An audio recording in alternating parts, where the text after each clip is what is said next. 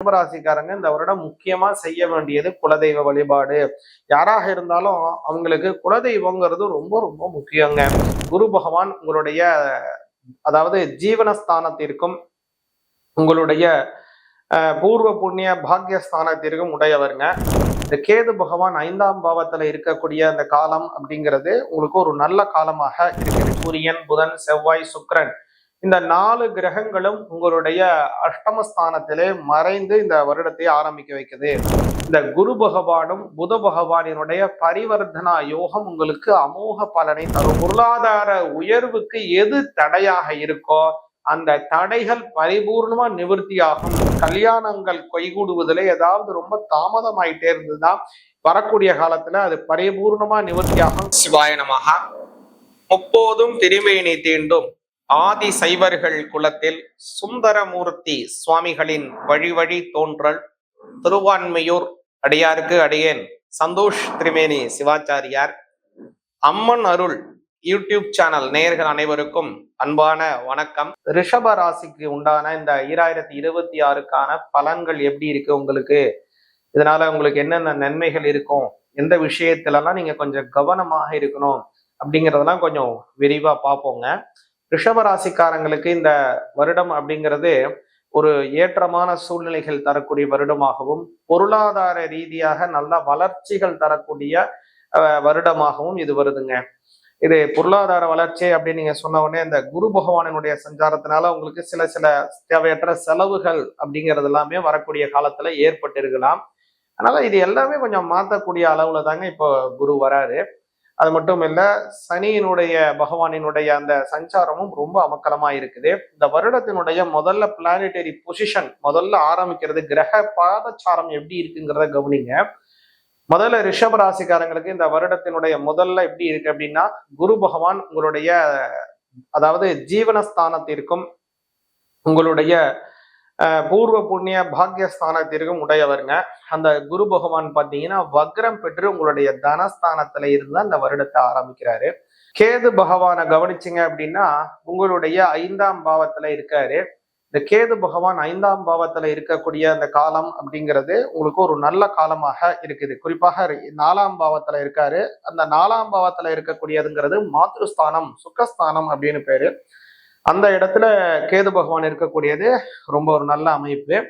முக்கியமானது என்ன அப்படின்னு கேட்டீங்க அப்படின்னா, முக்கிய கிரகங்கள் உங்களுடைய ராசிநாதனாகட்டும் அல்லது உங்களுடைய விரயஸ்தானாதிபதி, தனஸ்தானாதிபதி, உங்களுடைய சுகஸ்தானாதிபதி, புத்திரஸ்தானாதிபதி, கலத்திர ஸ்தானாதிபதி, சத்ருஸ்தானாதிபதி, இந்த 7 ஸ்தானத்திற்கும் உடைய முக்கியமான அந்த 4 கிரகங்கள் சூரியன், புதன், செவ்வாய், சுக்கிரன் இந்த 4 கிரகங்களும் உங்களுடைய அஷ்டமஸ்தானத்திலே மறைந்து இந்த வருடத்தை ஆரம்பிக்க வைக்குது. அதனால இந்த மறைவு ஸ்தானத்துல போயிடுச்சு எல்லாமே இந்த கிரகங்களும் அப்படின்னு நீங்க நினைக்காதுங்க. இந்த வருடத்தினுடைய ஆரம்பம் தான். இந்த வருடத்தினுடைய மத்தியிலேயே குறிப்பா சொல்லணும்னா இந்த ஜனவரி 15ஆம் தேதியிலே சூரிய பகவான் வந்து உங்களுடைய அஷ்டமஸ்தானத்துல இருந்து அவர் 9ஆம் பாவத்துக்கு மாறிடுவாரு. அதை சேர்ந்த மாதிரி ஒவ்வொரு கிரகங்களும் மாறிடும். ஒன்றும் கவலைப்பட வேண்டிய அவசியம் இல்லை. இந்த வருடத்தினுடைய முதல் 15 தேதிகளுக்கு மட்டும்தான் இந்த கிரக சஞ்சாரம். இது வந்து உங்களுக்கு ஒரு நல்ல அமைப்பு தான். ஏன்னா ஆயுள் ஸ்தானத்துல இந்த கிரகங்கள் எல்லாம் போறது உங்களுக்கு ஒரு நல்லது. இன்னொன்று வந்து ரிஷப ராசிக்கு கவனிச்சிங்க அப்படின்னா 6ஆம் அதிபதியாக இருக்கக்கூடியது குரு பகவான், சுக்கிர பகவான். அந்த 6ஆம் அதிபதி அஷ்டமஸ்தானத்திலே மறைவது ஒரு நல்ல பலனை கொடுக்கும். அது வந்து உங்களுக்கு ஒரு விபரீதமான ராஜயோகத்தை கொடுக்கும். அதாவது கெட்டவன் கெட்டிடில் கிட்டிடும் ராஜயோகம் அப்படின்னு சொல்லுவாங்க. அப்படியான ஒரு ராஜயோக அமைப்பை கொடுக்குதுங்க. அடுத்ததாக கவனிச்சிங்க ரிஷபராசிக்காரங்களுக்கு அப்படின்னா அந்த குரு பகவானையும் அந்த புத பகவானையும் சொல்லணும். ஏன் அப்படின்னா உங்களுடைய 2ஆம் அதிபதியும் அஷ்டமாதிபதியும் ஒருவருக்கு ஒருவர் தங்களை பரிவர்த்தனை செஞ்சுக்கிறாங்க. இந்த குரு பகவானும் புத பகவானினுடைய பரிவர்த்தனா யோகம் உங்களுக்கு அமோக பலனை தரும். அது வந்து 2ஆம் பாவத்திற்கும் அஷ்டமஸ்தானம்னு சொல்லக்கூடிய ஆயுள் ஸ்தானத்திற்கும் உடையது. அதனால பொருளாதாரம் உங்களுக்கு ஏதாவது பொருளாதாரம் வரக்கூடியதுல ஏதாவது தடை இருக்கு, உங்களுக்கு வந்து சேருவதுல ஏதோ ஒரு பிரச்சனை இருக்கு, அல்லது உங்களுடைய உயர்வு, நீங்க ஒரு வேலை பார்த்துட்டு இருக்கீங்க, சம்பளம் வரக்கூடியது வந்துகிட்டு இருக்கு, அந்த சம்பள உயர்வு வரக்கூடிய இடத்துல முக்கிய ஒரு அதிகாரி உங்களுக்கு தேவையில்லாத அதிகாரியோ அல்லது உங்களுக்கு பிடிக்காத ஒரு நபரோ அதை தடுக்கும்படியான சூழ்நிலை போயிட்டு இருக்கு, அல்லது இதுல இருந்து உங்களை எப்படி வெளியாக்கணும்னு நினைச்சு சிந்தனை பண்ணிட்டு இருக்காங்க, இந்த மாதிரி எல்லாம் உங்களுக்கு ஒரு சூழ்நிலை இருந்ததுன்னா, அதாவது உங்களுக்கு பொருளாதார உயர்வுக்கு எது தடையாக இருக்கோ அந்த தடைகள் பரிபூர்ணமா நிவர்த்தியாகும். அதனால உங்களுடைய பொருளாதாரம் வளர்ச்சி பரிபூர்ணமா இருக்கும், நல்ல மென்மேடும் வலிமை அடையும். அது ரிஷபராசிக்கு இந்த வருடம் கிடைத்த ஒரு பெரிய வரப்பிரசாதம் அப்படின்னு சொல்லலாம். அடுத்ததாக ரிஷபராசிக்கு கவனிச்சிங்க அப்படின்னா சனி பகவானும் ராகு பகவானையும் சொல்லணும்.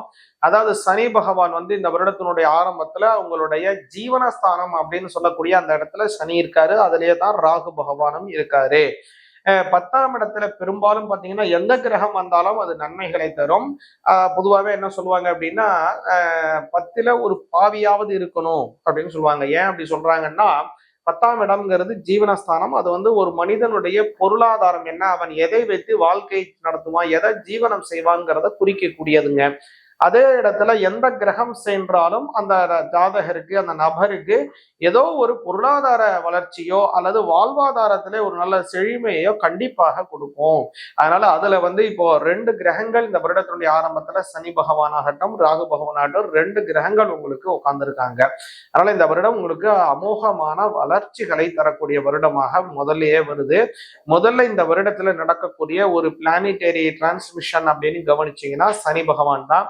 சனி பகவான் ரிஷப ராசிக்காரங்களுக்கு கவனிச்சிங்க அப்படின்னா 9ஆம் பாவம்னு சொல்லக்கூடிய தர்ம கர்மாதிபதியாக இருக்கக்கூடிய அந்த ஸ்தானம், அதாவது முக்கியமா சொன்ன அப்படின்னா பூர்வ புண்ணிய பாக்கியஸ்தானம், அதற்கு உடையவர் சனி பகவான். அடுத்தது ஜீவனஸ்தானத்திற்கு உடையவர் சனி பகவான். இந்த 2 பாவத்திற்கும் உடையதான சனி பகவான் ரிஷபராசிக்காரங்களுக்கு ரொம்ப முக்கியமானவர். அவர் இப்போ லாபஸ்தானம்னு சொல்லக்கூடிய 11ஆம் பாவத்துல செல்றாரு. 16ஆம் பாவம்ங்கிறது லாபத்தை பரிபூர்ணமாக தரக்கூடியது, நல்ல ஏற்றத்தை தரக்கூடியது, நல்ல செழுமைகளை தரக்கூடியது, வாழ்க்கையிலே நல்ல சுபிக்ஷத்தை தரக்கூடியது. அதனால இந்த ஒரு சஞ்சாரம் என்ன உங்களுக்கு தரப்போகுது அப்படின்னு கவனிச்சீங்கன்னா வாழ்க்கையில நல்ல முன்னேற்றம் தரும். குறிப்பாக கடல் கடந்து செல்லுவதற்கான பல யோக்கியத அம்சத்தை கொடுக்குதுங்க. இதுல முக்கியமா சொல்லணும்னா இந்த குரு பகவான் உங்களுக்கு அஷ்டமாதிபதி இல்லைங்களா, அதனால அவருடைய ஸ்தானத்துல இப்ப சனி போறதுனால உங்களுக்கு இது ஏற்கனவே ஏதாவது கடன் சுமை இருந்ததுன்னா அந்த கடன் சுமையை பரிபூர்ணமா நிவர்த்தி செய்வாரு. இந்த கடன் சுமை பயங்கரமா குறைஞ்சிட போகுது. அதாவது இந்த சனி பெயர்ச்சியினால் உங்களுக்கு ஒரு பெரிய நன்மை ஏற்பட போகுது இந்த 2026ல. இந்த 2026ல அடுத்து ரிஷபராசிக்காரங்களுக்கு நடக்கக்கூடியதான ஒரு பெரிய டிரான்ஸ்மிஷன்ங்கிறது குரு பகவானினுடைய வக்ர நிவர்த்தி. அது எப்ப நடக்குது அப்படின்னு பாத்தீங்கன்னா மார்ச் மாசம் 17ஆம் தேதி 2026ல இந்த குரு பகவானினுடைய வக்ர நிவர்த்தி ஆகுதுங்க. அது 2ஆம் பாவத்துல நடக்குது. அந்த வக்ர நிவர்த்தி ஆன பிறகுதான் குரு பகவான் பெயர்ச்சி ஆகிறாரு. அது எப்பன்னா மே மாசம் 26ஆம் தேதி 2026 குரு பெயர்ச்சி நடக்குதுங்க. இந்த குரு பயிற்சி உங்களுக்கு 3ஆம் பாவத்துக்கு வருது. இது நல்லதா, இது எப்படிங்க அப்படின்னு கேட்டீங்கன்னா ரிஷபராசிக்காரங்களுக்கு ரொம்ப நல்லதுன்னே சொல்லலாம். குறிப்பாக அந்த குரு பகவானினுடைய மாற்றத்தினால உங்களுடைய கலத்திரஸ்தானம் பார்வை பெறுது. அதனால ரொம்ப நாளா கலத்திரஸ்தானம்ங்கிறது வாழ்க்கை துணைவரை குறிக்கக்கூடியதான அந்த ஸ்தானம். அந்த இடத்துல குரு பகவானுடைய பார்வையை படுறதுனால கல்யாணம் ஆகாமல் ரொம்ப தள்ளி போய் கொண்டிருக்கக்கூடிய ரிஷபராசிக்காரங்களுக்கு, அதாவது நீங்க ஆணா இருக்கலாம் அல்லது பெண்ணா இருக்கலாம், யாரா வேணாலும் நீங்க இருக்கலாம், உங்களுக்கு திருமணத்துக்கு இப்ப பார்த்துட்டு இருக்காங்கிற பட்சத்துல அதுக்கு அதிகமான கால தாமதங்கள் ஏற்பட்டு கொண்டே இருக்கக்கூடிய காலங்கள் போயிட்டு இருந்தது. ஏன்னா குருவினுடைய சஞ்சாரமாகட்டும் சனி பகவானுடைய சஞ்சாரமாகட்டும் எல்லாமே கொஞ்சம் சரியில்லை. அப்புறம் தான் இப்ப சனி பகவான் 11ஆம் இடம்னு சொல்லக்கூடிய லாபஸ்தானத்தில் வராரு. குரு பகவானை கவனிச்சீங்கன்னா அவரும் உங்களுடைய 2ஆம் பாவத்துல இருந்து 3ஆம் பாவத்தில் உங்க கலத்திர ஸ்தானத்தை பார்க்கிறார். அதனால ரிஷபராசிக்காரங்களுக்கு கல்யாணங்கள் கைகூடுவதில் ஏதாவது ரொம்ப தாமதமாயிட்டே இருந்ததுதான் வரக்கூடிய காலத்துல அது பரிபூர்ணமா நிவர்த்தியாகும். நல்லபடியா கல்யாணம் முடிக்கிறதுக்கான வாய்ப்பை உருவாக்கி தராருங்க குரு பகவானுடைய பார்வை. அடுத்ததா ராகு கேதுவனுடைய பெயர்ச்சி. ராகு பகவான் கவனிச்சிங்கன்னா ரிஷபராசிக்காரங்களுக்கு அவருடைய 11ஆம் இடத்திற்கு இப்ப 10ஆம் இடத்துல இருக்காரு, 9ஆம் இடத்துக்கு வராரு. கேது பகவானை கவனிச்சிங்கன்னா ரிஷபராசிக்காரங்களுக்கு இப்போ 4ஆம் இடத்துல இருந்து 3ஆம் பாவத்துக்கு வராரு. இந்த ராகு கேதுவனுடைய மாற்றம் ரொம்ப ரொம்ப நல்லா இருக்கு. இந்த ராகு கேதுவனால ஒரு சில விஷயங்கள்ல சில தடைகளும் உங்களுக்கு உண்டாகும். அதுக்கு வந்து உங்க குலதெய்வ வழிபாடை செய்யணும். ரிஷபராசிக்காரங்க இந்த வருடம் முக்கியமா செய்ய வேண்டியது குலதெய்வ வழிபாடு. யாராக இருந்தாலும் அவங்களுக்கு குலதெய்வங்கிறது ரொம்ப ரொம்ப முக்கியங்க. இந்த குலதெய்வ வழிபாடுங்கிறது ரொம்ப அவசியம். அந்த வழிபாடை செஞ்சுவாங்க. முக்கியமாக பலருக்கும் ரிஷபராசிக்காரங்களுக்கு கவனிச்சிங்க அப்படின்னா அவங்களுக்கு வந்து அந்த குலதெய்வத்திற்கு என்று பொங்கல் வச்சு வழிபாடு செய்யக்கூடிய ஒரு ஒரு ஒரு பழக்கம் அவங்களுக்கு அதிகமாக இருக்கும். ஒரு சிலருக்கு பாத்தீங்க அப்படின்னா அந்த குலதெய்வம் கோவிலுக்கே போய் அங்கேயே பொங்கல் வச்சு வழிபாடு செய்வாங்க. ஒரு சில பேர்னா இப்போ திருப்பதி ஏழுமலையான் தான் குலதெய்வம்னு பல பேர் இருப்பாங்க. இப்ப அவங்கள மாதிரி இருக்கிறவங்களுக்கு எல்லாம் எப்படி அவங்க போய் அங்க போய் பொங்கல் வைக்க முடியாதுங்கிறதுனாலதான் அதாவது இந்த புரட்டாசி மாதத்துல வரக்கூடிய சனிக்கிழமையில அந்த பெருமாளுக்காக பொங்கல் வச்சு அந்த பெருமாளை வழிபாடு பண்ணணும். புரட்டாசி சனிக்கிழமைன்னு நோன்பு எடுத்து விசேஷமா அந்த பெருமாளை வழிபாடு பண்ணுவாங்க. எதுக்கு சொல்ல வரேன் அப்படின்னா இந்த குலதெய்வ வழிபாடுங்கிறது மிக மிக மிக அவசியம். இந்த குலதெய்வ வழிபாடு செஞ்சு வந்தாங்க அப்படின்னா ரிஷபராசிக்காரங்களுக்கு இந்த 2026 அமோகமான வருடமாக அமையும். சிவாய நமக. நம்ம இந்த பார்த்த எல்லாமே இந்த கிரகங்களினுடைய சஞ்சாரம் எல்லாமே வாக்கிய முறைப்படிங்க. வாக்கியம் அப்படிங்கிறது ரொம்ப ஒரு பொக்கிஷமான முறை. நம்மளுடைய முன்னோர்கள், ஆன்றோர்கள், சான்றோர்கள், பெரியோர்கள் எல்லாருமே சொன்னது எல்லாமே வாக்கிய முறைப்படிதான். முக்கியமாக நம்மளுடைய தென் தமிழகத்துல இருக்கக்கூடிய எல்லா ஆலயங்கள் ஆகட்டும், திருநள்ளாறு ஆகட்டும், சூரிய பகவானுக்கு இருக்கக்கூடிய சூரியனார் கோவில், திங்களூர்னு சொல்லக்கூடியது சந்திரனுக்கு, அங்காரகனுக்கு உண்ட, அதே மாதிரி வந்து வைத்தீஸ்வரன் கோவில், புத பகவானுக்கு இருக்கக்கூடிய திருவெண்காடு, குரு பகவானுக்கு இருக்கக்கூடிய ஆலங்குடி, அதே மாதிரி வந்து பாத்தீங்க அப்படின்னா சனி பகவானுக்கு இருக்கக்கூடியதான சனி பகவானுக்கு திருநள்ளாறு கோயில், சுக்கிர பகவானுக்கு கஞ்சனூர், ராகு பகவானுக்கு திரு நாகேஸ்வரம், கேது பகவானுக்கு கீழ பெரும்பள்ளம், அதே மாதிரி பாத்தீங்கன்னா திருக்கடையூர் நம்ம எல்லாம் 60ஆம் கல்யாணம் செய்வதற்கு ரொம்ப பிரத்யட்சமான கஷேத்திரம். மாதிரி பல பல கோவில்கள், அதீனத்திற்கு உண்டான கோவில்கள், அதே மாதிரி வந்து பல மடங்களுக்கு உண்டான கோவில்கள் நம்மளுடைய தமிழகத்தில் இருக்கக்கூடிய எல்லா ஆலயங்களிலும் 99% எல்லா கோயிலும் பாத்தீங்க அப்படின்னா வாக்கிய முறைப்படிதான் அனுஷ்டானம் பண்றாங்க. அதனால நாமும் வாக்கிய முறைப்படியே அனுஷ்டானம் செய்வோம். அதனால அதுபடி செய்தால்தான் மிக மிக நல்லது. நம்ம ஜாதகம் எழுதுனீங்க, அது உங்களுடைய தனிப்பட்ட விருப்பம். அது வாக்கிய முறையோ திருக்கடிதமோ அதுக்கு இது சம்பந்தம் இல்லை. ஆனா நம்ம கோயில் அனுஷ்டானம், நம்மளுடைய கடைபிடிப்பு, நம்மளுடைய வழிமுறைகள் எல்லாமே வாக்கிய முறைப்படி இருப்பதே நல்லது, சிறப்பானது. அதனால வாக்கிய முறைப்படிதான் இந்த 2026 எல்லா கிரகங்களினுடைய பெயர்ச்சி, சனி பெயர்ச்சி ஆகட்டும், ராகு கேது பெயர்ச்சி ஆகட்டும், குரு பெயர்ச்சி ஆகட்டும், எல்லா கிரகங்களினுடைய பெயர்ச்சியும் இந்த 2026 நடக்குதுங்க. அதனால இந்த வருடம் ரொம்ப முக்கியமான வருடமாக இருக்கிறது. நம்ம சொல்லக்கூடியது எல்லாமே வாக்கிய முறைப்படி அப்படிங்கிறத தெரிவிச்சுக்கிறேன். முன் சொன்ன மாதிரி இறைவனை வழிபாடு பண்ணுங்க, நல்ல பலன்கள் பூரணமாக கிடைக்கும். சிவாய நமக.